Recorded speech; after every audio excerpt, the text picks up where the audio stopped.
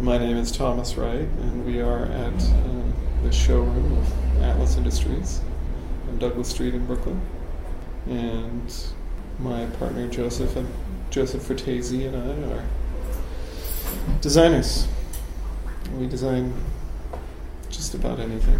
Designers, builders, inventors. Yes, most importantly. There was a recent article in the Wall Street Journal which mentioned us, but it focused on the handmade, and that trend is sort of a resurgence of that in the U.S. I don't know. It's funny because I think Joseph and I, we didn't start out to, kind of spearhead a trend for handmade. This is kind of what makes sense to us. We're drawn to a certain level of honesty in the materials, a certain expression of, how things are put together. These things just developed, not because we wanted to make a statement about it, but just because that's what spoke to us and what's important to us. And I guess we were also talking about how, in comparison to manufactured product, that handmade things communicate something. That people are, I think, reacting to, a world which is otherwise dominated by manufactured products.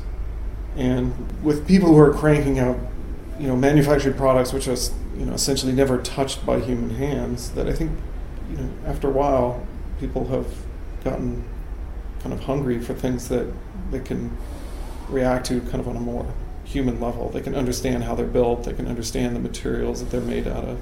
Understand that their real presence in the world. It's something that it doesn't have planned obsolescence. It's something that will last as long as they want to take care of it and keep it going. They can pass it down to their kids and what have you. And I think one of the things that I'm really proud of with our furniture is that I think it falls, I know it falls into that category, that it's something that people will hang on to and hopefully cherish for a long time. Since we spend so much time staring at the computer, our lives generally kind of exist in sort of a virtual sphere.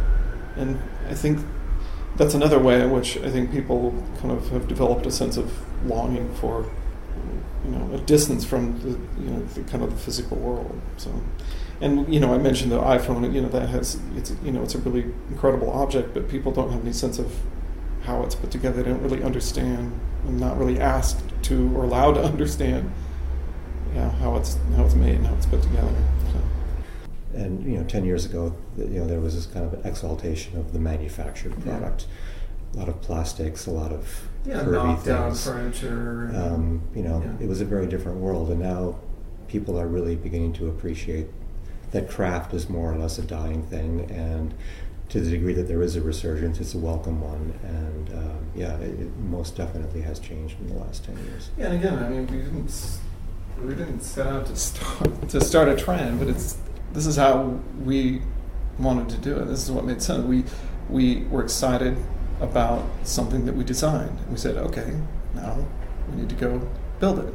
We need to go build it with the tools that we have, and the way that we know how to do things, and the way that makes sense to us, the way that will result in a beautiful object. And it wasn't like, we're going to design something that can be, manufactured and mass produced, and what's the most expedient way to, extract a profit margin from this whole process. No, it was like, making something simply and actually, the hard way. But, and as Joseph said, we would talk to people 10 or 15 years ago, and they were like, yeah, that sounds like a really complex way of doing things, but, that was the way that made sense to us.